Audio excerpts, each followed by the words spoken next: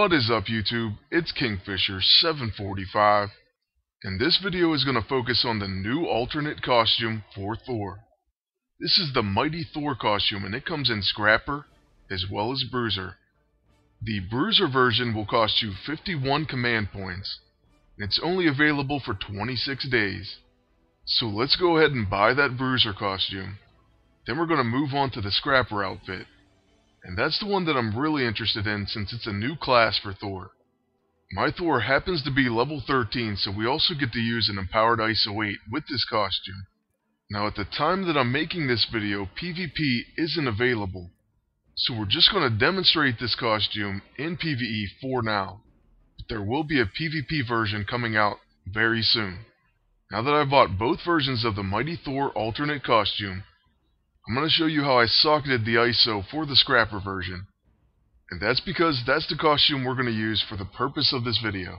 So right away you can see I didn't boost his health, it's actually at 4 bars. That's because this is more of a PvP build for Thor.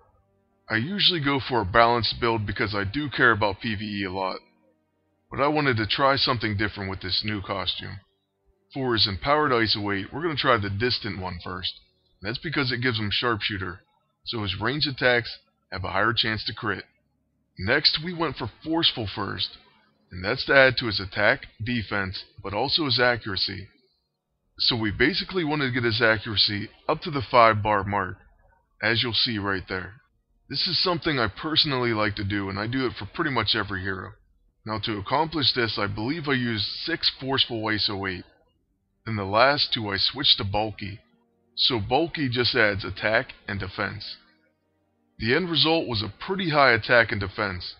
His attack is 2312. So I imagine he's going to do quite a bit of damage, especially with 3 stacks of might, which this costume does allow him to gain.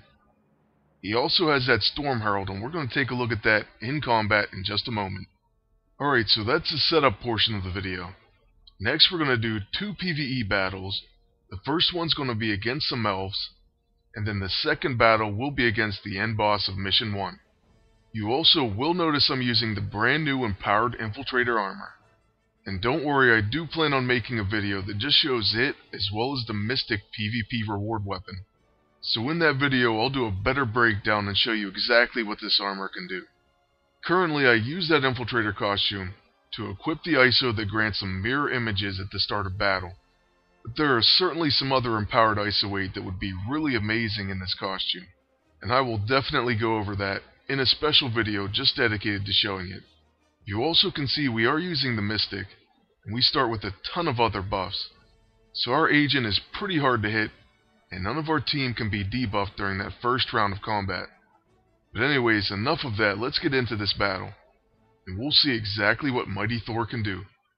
I'm betting that his Summon Thunder with 3 stacks of might can obliterate an entire enemy team. Although I'm not sure we'll be able to see that. At least not in a PvE battle. After all of these starting buffs finally finish, we're going to get to use our agent first. So we're going to start out by using that Mystic weapon.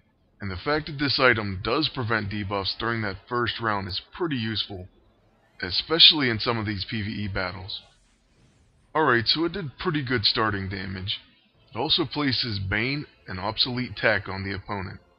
Next on Valkyrie's turn, we should just straight up attack, but instead we use Sacrificial Blessing.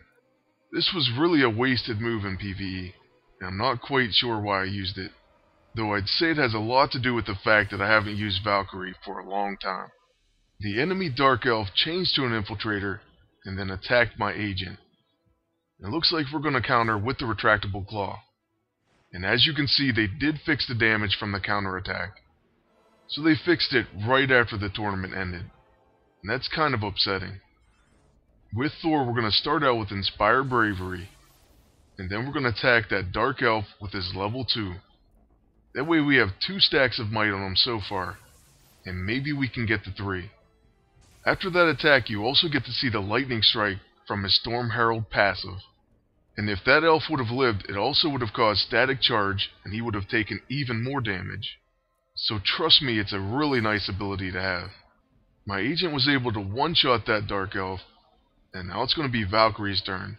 So we will use Dragon Fang, which I'm actually happy didn't finish the enemy, because it's going to give the Mighty Thor the opportunity to use his level 1 hammer throw, and that elf definitely isn't living through that.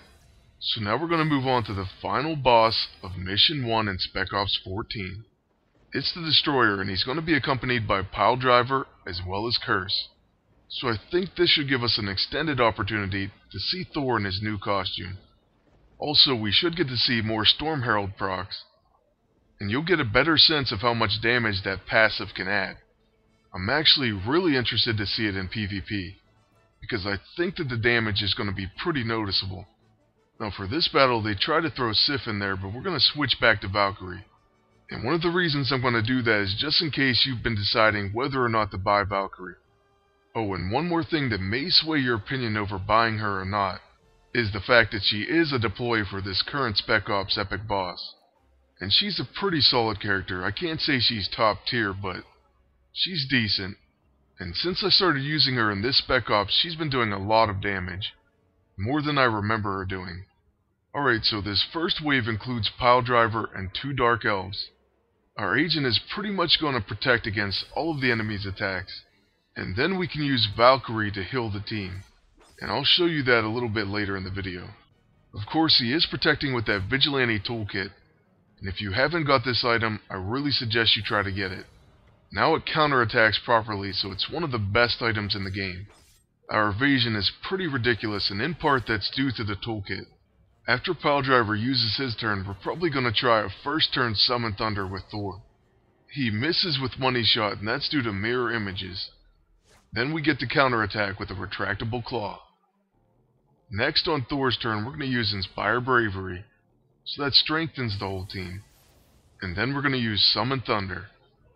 It will do quite a bit of damage if you use it right out of the gate, but of course it'll do a lot more if you build up your stacks of might. Now on Valkyrie's turn, we're going to use her level 2 Dragon Fang, and after I kill this elf, I will gain HP back on my entire team. So that's a pretty awesome ability, and it's going to keep my team around full health for the entire battle. Remember, by doing this you also increase your score, so that of course will increase your mission rating, and if you have a score challenge, that will help out a ton. In this second wave you'll face Curse, and I thought this was kind of weird because he's also the group boss. But obviously this is a toned down version of Curse, and as you'll see when we fight him, he does flee. In fact, I've seen him flee after I think being hit just once, and it wasn't even for a lot of damage. Now that it's Thor's turn, we're going to use Empowering Strike on that Infiltrator, and since we're Scrapper, we will gain a follow-up. This is a great way to get those 3 stacks of might in a hurry, or at least it would have been if we didn't one-shot him. Since you get a follow-up, he will do a second Empowering Strike, and that'll gain you 2 stacks of might, and that's what I was referring to. Unfortunately, the elf was killed in 1 hit. And now you see what I mean about Curse. We only counterattacked once for a little bit of damage, and he went ahead and fled the battle. Next we use Dragon Fang once again, and it tops up our entire party on health. Moving on to the third and final wave, it's just against the Destroyer by himself. We decided to start out with a hammer throw, and it takes Destroyer almost all the way to 0. Next, Valkyrie's going to finish it off with her level 2. So we pretty much spam Dragon Fang. So that's the end of the Destroyer, and he didn't even get a single attack against us. I'm actually sorry that he didn't put up more of a fight. But either way, that's going to be our first look at the Mighty Thor costume in PvE. Since it took a while for the PvP challenges to show up, we're going to have to take a look at this costume in PvP later this week. But I promise you there will be a video of the Mighty Thor in PvP action. I also plan on gathering PvP footage of Moon Knight, so we'll have his full review up later this week. Stay tuned for those videos, as well as more coverage of Spec Ops 14. Next up will be the group boss Curse. Lastly, I just want to thank you all for watching, and ask you to please like, comment, and subscribe if you want to see more videos. Until next time, good luck and take care.